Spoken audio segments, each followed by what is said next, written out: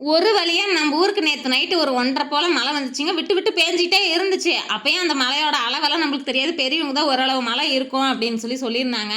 காட்டுக்கு வந்தோனே எலுமிச்சை மரத்து செடியில பழம் பழுத்தாம இருந்துச்சுங்களா, சரி பறிக்கலான்னு பறிச்சேன். என்னடா குட்டியா இருக்கு, குட்டியிலே பழுத்துருச்சுன்னு பார்த்துக்கிட்டு இருந்தேன். அது பிஞ்சு காயா இருந்து பழுத்துக்குச்சு. ஏன்னா அப்படியே ரொம்ப டைட்டா இருந்தது அப்படியே பழம். தண்ணி இல்லாதனால பழம் அதிகமா பெருக்கவே இல்லைங்க. சின்ன காயா சிறுங்காயா நின்னு போயிருச்சு. நேத்து ஒலை ஓட்டியிருந்தேன் இல்லைங்களா, ரொட்டேட்டர் ஓட்டுனது எப்படி இருக்குன்னு சொல்லி போய் பார்க்கலான்னு பார்த்துக்கிட்டு இருந்தேன். மழை பெஞ்சதுக்கு அதுக்கு நல்லா கால் உள்ள இறங்குச்சு.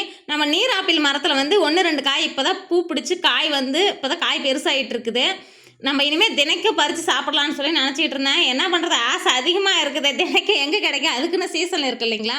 இந்த பூ உங்களுக்கு காமிக்கலான்னு ரொம்ப ஆசைப்பட்டுட்டு தான் இன்றைக்கி காமிக்கிறேன்.